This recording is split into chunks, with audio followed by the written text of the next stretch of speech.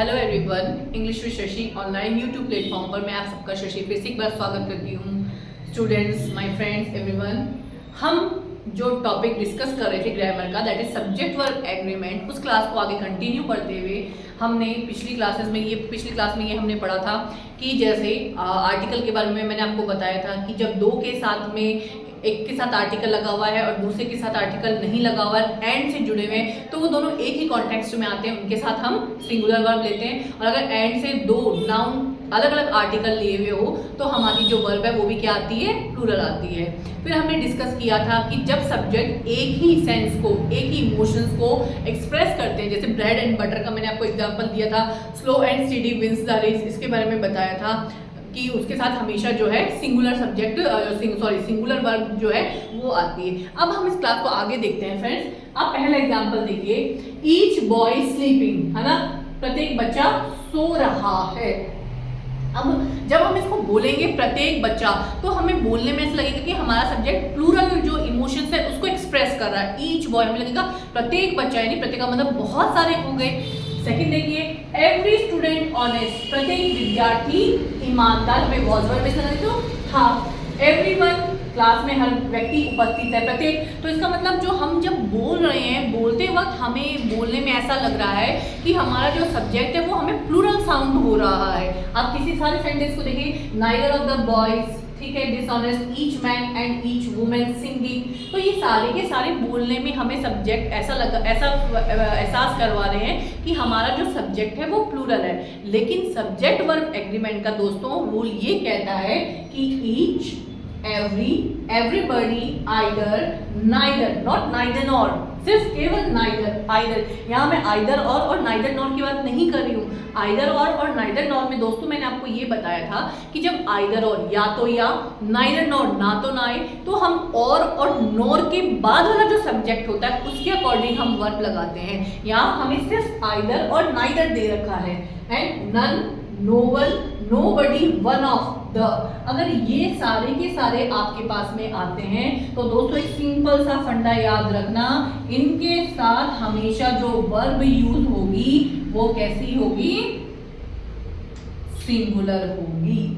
यानी हमारा जो काम करेगा फंडा, यहाँ पर हमारी जो वर्ब लगेगी वो सिंगुलर होगी। दिखने में ये सारे सब्जेक्ट हमें प्लूरल साउंड हो रहे हैं, लेकिन जो वर्ब यूज होगी वो हमेशा सिंगुलर होगी। बिल्कुल रटने की कोई जरूरत नहीं है, सीधा सा टिप्स है, याद रखो, each, every, everyone, either, neither, no one, nobody, one of the, अगर ये आए तो हमारे जो है सब्जेक्ट जो है, हमारी जो वर्ब है वो प्लूरल रहेगी। दोस्तों आप एक साथ एक डायग्राम, एक मैप भी बना सकते हैं कि कौन कौन से चीजें नियम आने पर हमें कौन कौन सी वर्ब जो है वो कब कब वर्ब सिंगुलर आती है और कब ये जब आता है तो ये वर्ब जो है वो हमारी प्लूरल आती है, जिससे कि हमारा जो कंफ्यूजन है, जनरली देखो हम सिंगुलर सब्जेक्ट होता है तो सिंगुलर वर्ब ये तो हमें मालूम होता है, लेकिन यही चीजें हमको क्या करती है, कंफ्यूज करती है। जैसे फॉर एग्जांपल अब मैंने आपको यहाँ पे बता दिया कि अगर ये सब हमारे सामने आ रहे हैं तो हमारी जो वर्ब लगेगी वो कैसी लगेगी, सिंगुलर लगेगी। तो सीधी सी बात है, ईच बॉय मैंने आपको यहाँ बता दिया, यहाँ पर हमारे पास में क्या आया, ईच दिया हुआ आ गया, तो हमारी वर्ब क्या रहेगी, सिंगुलर। दूसरे वाले में हमारे पास में क्या आ गया, एवरी आ गया, एवरी स्टूडेंट हमें वॉज वर्ब में से लगाना है, तो यहाँ पे क्या आ जाएगा, was. Every student was honest, कि प्रत्येक बच्चा ईमानदार था। बोलने में प्लूरल हो रहा है लेकिन वर्ब कौन सी यूज होगी, सिंगुलर। अगला आप देखिए, एवरीवन प्रेजेंट, ये तो हम कहते हैं ना, जैसे हम पेपर में बोलते हैं everyone present in the class, लेकिन कई लोग everyone are present in the class.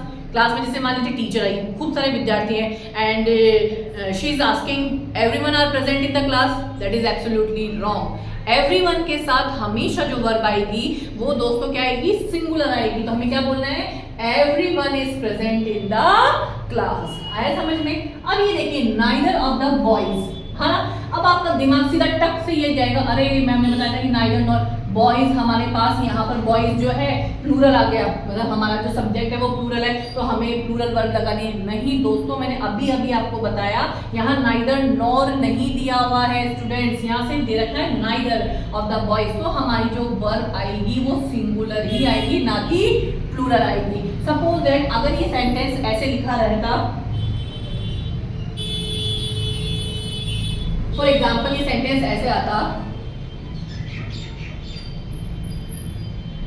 neither teacher nor boys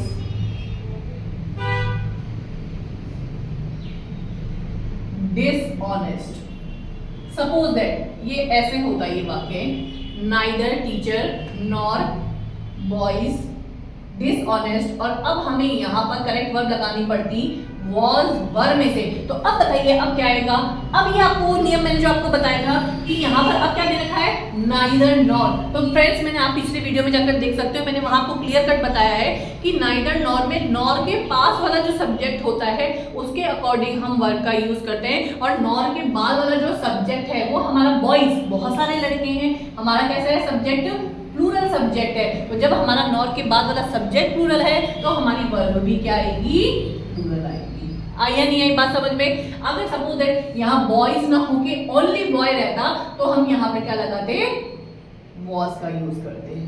आया समझ में दोस्तों। पर यहाँ पर नाइदर नॉर नहीं दे रखा है स्टूडेंट, यहाँ पर क्या दे रखा है, नाइदर ऑफ द बॉयज। तो हमें यहाँ मैंने आपको बताया नाइदर लगाने के बाद हमारी जो वर्ब आएगी वो सिंगुलर ही आएगी। सिंगुलर वर्ब का यूज होता है इनके आने के बाद में, सिंगुलर वर्ब यूज होती है। तो यहाँ पे हमने क्या लगा दिया, वॉज लगा दिया। अब अगला देखिए, each man and each women, क्या आ रहा है हमारे पास यहाँ पर, ईच आ रहा है। वही चीज कि ईच आने पर जो हमारी वर्ब रहेगी वो क्या रहेगी, सिंगुलर। तो यहाँ क्या आ जाएगा, वुमेन वॉज, कि प्रत्येक आदमी और प्रत्येक औरत जो है वो गा रहे थे। यानी कौन सा टेंस हो गया ये, पास्ट कॉन्टिन्यूअस। यहाँ पे मैं आपको थोड़ा सा ये पास्ट कॉन्टिन्यूअस का टेंस भी बता देती हूँ। पहले मैं आपको टेंस बताऊँ उसके पहले मैं आपको एक चीज और समझा देती हूँ दोस्तों। यहाँ पर अगर ये वाक्य ऐसे होता, man and woman, suppose that ये ऐसे होता, फिर हमारे पास में हमसे वर्ब पूछी जाती सिंगिंग।